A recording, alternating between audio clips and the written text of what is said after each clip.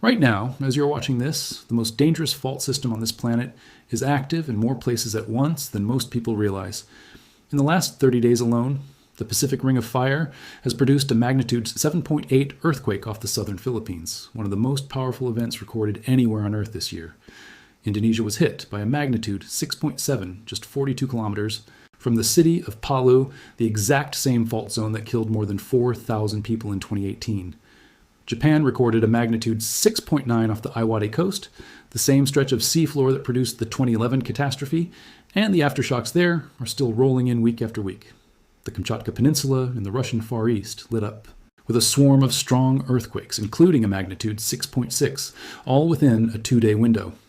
And Alaska, the quiet giant of American seismic risk, has been rattling steadily along its Aleutian Island chain, one magnitude 5 after another, in the same region that produced the second largest earthquake ever recorded in human history.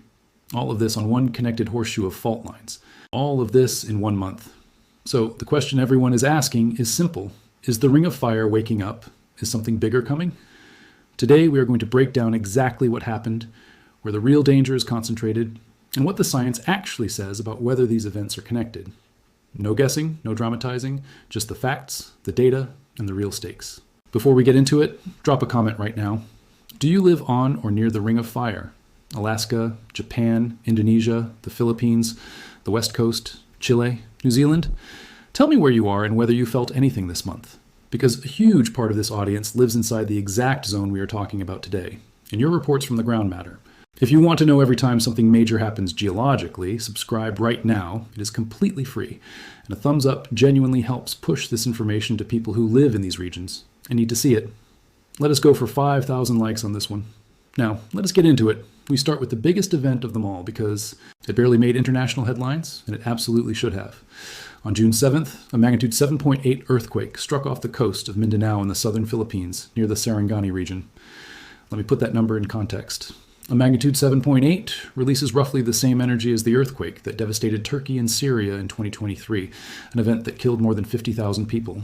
This one struck at a depth of around 57 kilometers, which is deeper than the shallow ruptures that do the worst surface damage, and its location offshore spared the region the worst-case outcome.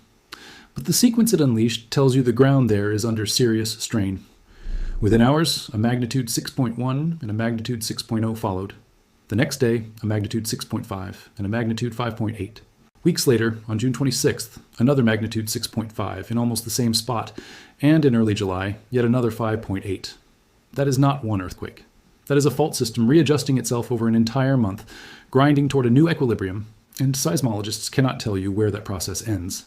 The southern Philippines sits on one of the most complicated tectonic junctions. On Earth, where multiple plates converge and the Cotabato Trench dives beneath Mindanao. This is the same broader region that produced the 1976 Moro Gulf earthquake and tsunami, a magnitude 8.0 that killed thousands of people in the middle of the night, many of them taken by waves they never saw coming. The people of Mindanao live with this reality every day, and this past month, the ground reminded them why. Now travel southwest along the arc to Indonesia, because what happened there on June 16th should send a chill down the spine of anyone who remembers 2018. A magnitude 6.7 earthquake struck at a depth of just 11 kilometers, only 42 kilometers southeast of the city of Palu on the island of Sulawesi. If the name Palu means nothing to you, here is why it should. On September 28th, 2018, a magnitude 7.5 earthquake ruptured the Palu-Koro Fault, one of the fastest moving fault lines in the world. What followed was one of the most shocking disasters of the modern era. A tsunami funneled into the narrow throat of Palu Bay and slammed into the city. And then the ground itself did something that most people had never seen before. Entire neighborhoods, Balaroa, Petobo, thousands of homes did not collapse. They flowed. The water-saturated soil beneath them liquefied during the shaking, turned into something closer to wet concrete, and whole districts slid sideways and swallowed themselves with people still inside. More than 4,000 people died. So when a shallow magnitude 6.7 strikes 42 kilometers from that same city, on that same fault system, less than 8 years later, that is not a routine data point. That is a fault that has already proven what it does to that specific ground moving again, and it was not alone. On July 3rd, a magnitude 6.2 struck near Tabelo, in Indonesia's Halmahera region, at a depth of about 120 kilometers. Indonesia sits on the most seismically loaded real estate on the planet, more than 120 active volcanoes, thousands of earthquakes a year, and over 270 million people living on top of it. Now go north to Japan. On June 24th, a magnitude 6.9 earthquake struck offshore, about 33 kilometers east-northeast of the town of Noda in Iwate Prefecture on the Sanriku coast. If you follow this channel, you already know that coastline. It sits along the Japan Trench, where the Pacific Plate dives beneath northern Japan. It is the same subduction zone that produced the March 2011 magnitude. 9.1 Tohoku earthquake, the fourth most powerful ever recorded, the disaster that killed nearly 20,000 people and triggered the Fukushima nuclear crisis. And this June 24th event was not a one-off. 3 days later, a magnitude 5.8 struck the same patch of seafloor. On July 1st, a magnitude 6.0, another 5.8 near the coast south of there. Week after week, the Japan Trench off Iwate has been releasing energy in pulses. Japanese authorities monitor this coastline more intensively than almost any place on Earth, precisely because they know what it is capable of. And further south, on the same day in early July, a magnitude 6.1 struck near the Miyako Islands in the Okinawa region. A completely separate subduction system, the Ryukyu Trench, adding its own signature to the month. Here's the detail that matters. June 24th, the day of Japan's magnitude 6.9, was the same day a catastrophic magnitude 7.5 sequence devastated Venezuela on the other side of the world. 2 major earthquakes, same day, opposite sides of the planet. And that coincidence is exactly the kind of thing that makes millions of people ask whether the whole system is connected. Hold that question. We are going to answer it properly in a few minutes. First, Kamchatka and Alaska, because the northern arc of the Ring of Fire has been busy too. Between June 19th and 20th, the seafloor southeast of Petropavlovsk-Kamchatsky in the Russian Far East produced a rapid fireswarm, a magnitude 6.6, a 6.0, and a pair of 5.8s, all within roughly a day of each other, most of them shallow. The Kuril-Kamchatka Trench is one of the most violent subduction zones on Earth. In 1952, it produced a magnitude 9.0 earthquake whose tsunami erased the town of Severokurilsk and killed more than 2,000 people, a disaster the Soviet Union kept secret for decades. When that trench starts producing swarms, seismologists pay attention. And across the Bering Sea, Alaska has been doing what Alaska does, which is more dangerous than its quiet reputation suggests. Through June, the Aleutian Arc produced a steady drumbeat of magnitude 5 class earthquakes, near Adak, near Unalaska, near Nikolsky. On June 29th, a magnitude 5.3 struck near Cordova in the Gulf of Alaska. And Cordova matters because it sits inside the rupture zone of the 1964 Good Friday earthquake. And that event is the single most important thing Americans need to understand about the Ring of Fire. On March 27th, 1964, at 5:36 in the evening, the ground in south-central Alaska began to shake, and it did not stop for approximately 4.5 minutes. Magnitude 9.2, the second most powerful earthquake ever recorded on this planet, behind only Chile in 1960. Parts of downtown Anchorage dropped and split apart. The Turnagain Heights neighborhood liquefied and slid toward the sea, taking dozens of homes with it. In the port town of Valdez, the waterfront itself, dock, warehouses, and the people standing on them slid into the bay when the sediment beneath it failed. The village of Chenega lost a third of its population to the tsunami in minutes. Waves generated by that earthquake killed people as far away as Oregon and California. Around 130 people died, and here is the number that should stop you. The overwhelming majority of them were killed not by the shaking, but by the water that came after.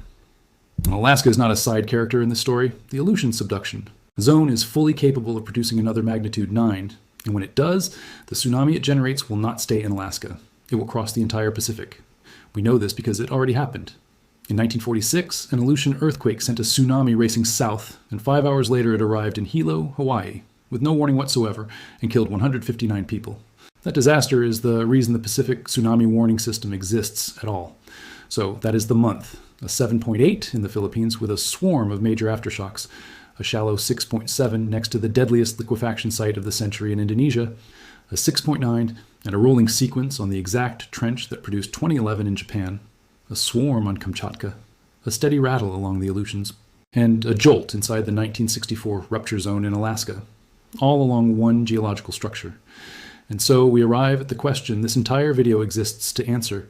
Is the Ring of Fire waking up? Are these earthquakes triggering each other? Is this the beginning of something bigger? The honest scientific answer is no. And I want to walk you through exactly why, because the truth is more interesting than the panic, and the real danger is hiding somewhere else entirely. Start with what the Ring of Fire actually is, because the name makes it sound like a single fuse waiting to be lit, and it is not. The Ring of Fire is a roughly 40,000 kilometer horseshoe of tectonic plate boundaries wrapping around the Pacific Ocean, from New Zealand, up through Indonesia and the Philippines, past Japan, Kamchatka, and the Aleutians, down the west coast of North America, and all the way to the southern tip of Chile. Along most of that arc, oceanic plates are diving beneath their neighbors in a process called subduction, sinking into the mantle at about the speed your fingernails grow. That process is why the ring holds around 75% of Earth's active volcanoes, more than 450 of them, and why roughly 90% of all earthquakes on this planet happen along it. Think about what that statistic really means. If 90% of global earthquakes belong to the Ring of Fire in an average month, then a month in which the Philippines, Indonesia, Japan, Kamchatka, and Alaska all shake is not an anomaly. It is the baseline. It is what this system does every single month of every single year, and it has done so for millions of years. The planet produces magnitude 6 or greater earthquakes roughly 120 to 140 times per year, about one every 3 days somewhere on Earth. Magnitude 7 or greater about 15 times a year.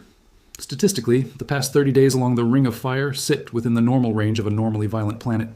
What changed is not the geology.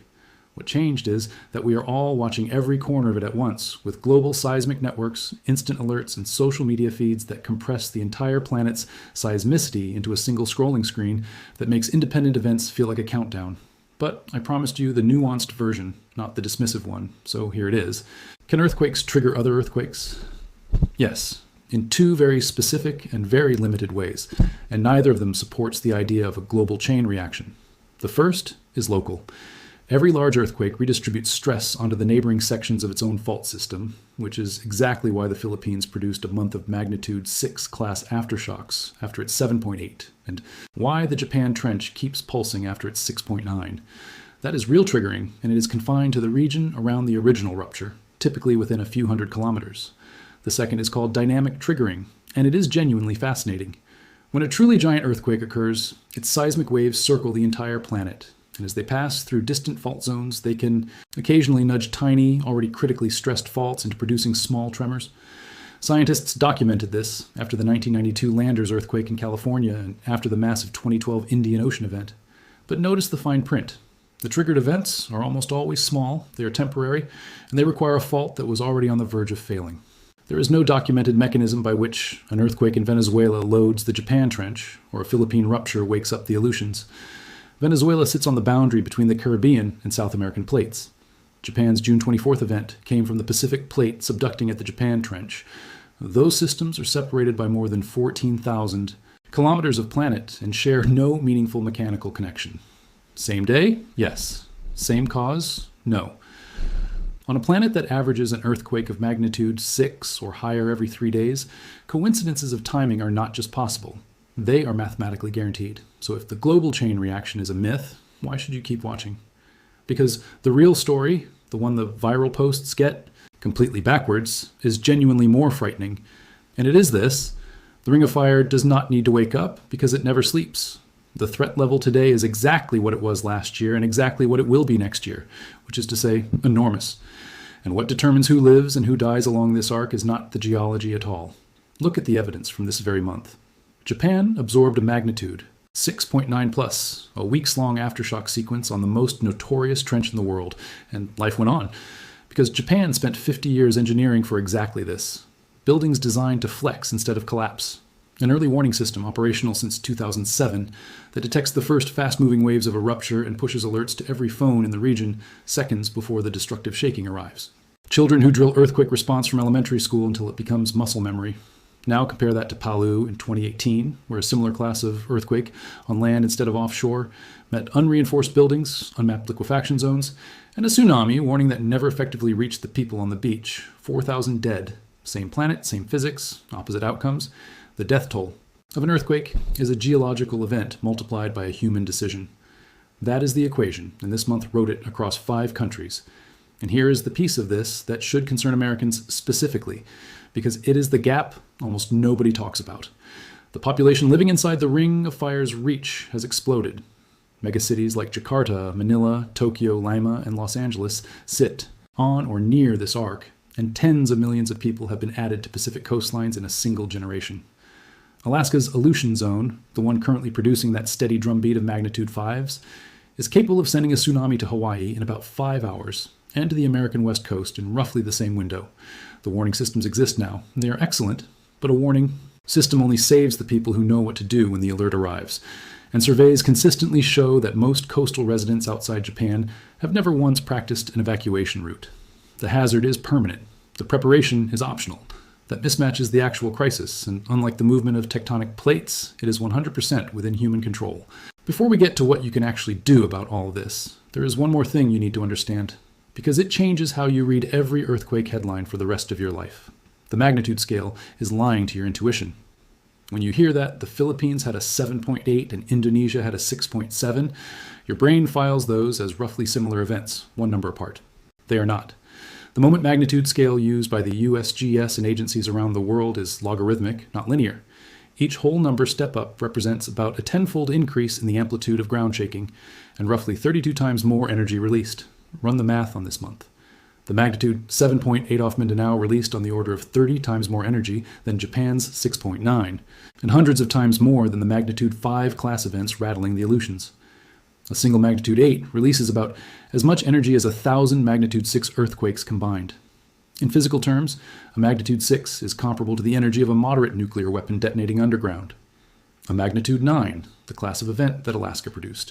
In 1964, and the Japan Trench produced in 2011, releases more energy than every earthquake most countries will experience in a century, combined in a matter of minutes. And magnitude is only half the story. Depth is the other half, and it is the detail almost everyone skips. That magnitude 6.2 near Tabelo in Indonesia struck about 120 kilometers down, which means a huge fraction of its energy was absorbed by the rock between the rupture and the surface. The 6.7 near Palu struck at just 11 kilometers, which means the ground above it took nearly the full force with almost no geological cushioning. A shallow 6.7 under a city can be deadlier than a deep 7.5 under the ocean. Same scale, completely different consequences. So the next time an alert flashes on your phone, look for two numbers, not one. The magnitude tells you how much energy was released. The depth tells you how much of it reached human beings.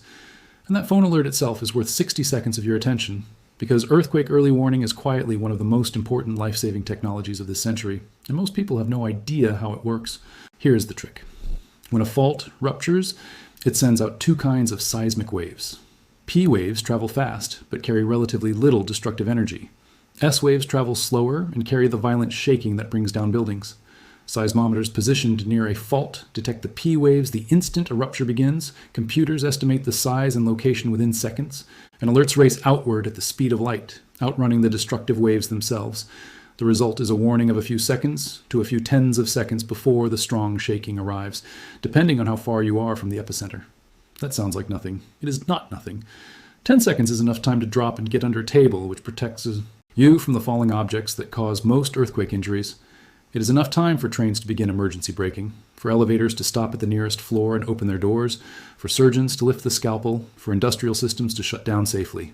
Japan has run this system nationwide since 2007, and it is a core reason the Japan Trench can produce a 6.9 and a rolling aftershock sequence without filling hospitals. The American West Coast now has its own version, Shake Alert, pushing warnings through phone apps across California, Oregon, and Washington.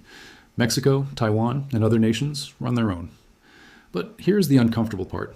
Large stretches of the Ring of Fire, including some of the most densely populated and most vulnerable coastlines in Indonesia and the Philippines, still have limited or no public early warning coverage at all.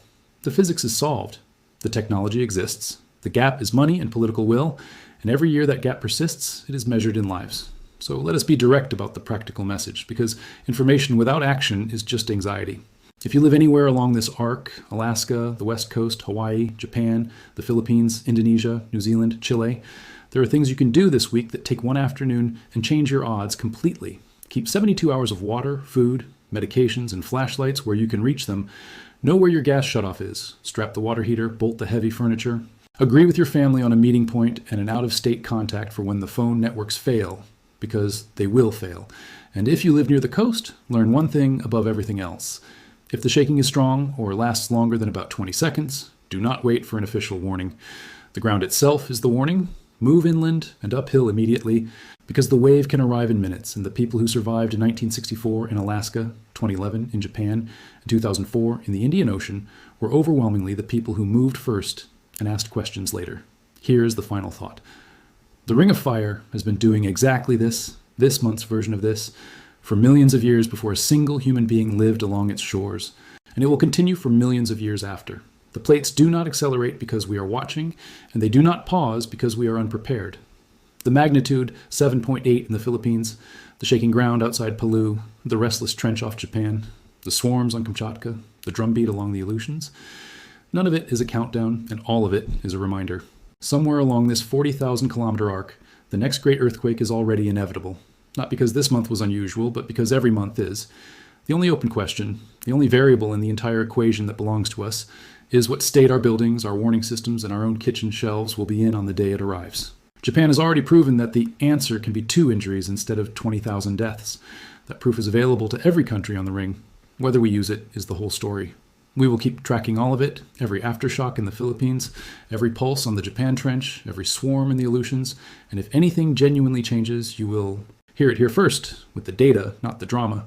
Subscribe so you do not miss those updates and leave that comment below. Where do you live on the Ring of Fire, and have you ever felt the ground move under your feet? Tell me your story, because these are not just geological events. They are human experiences, and understanding that is how we stay motivated to take this seriously. 5,000 likes on this video. Let us go. See you in the next one.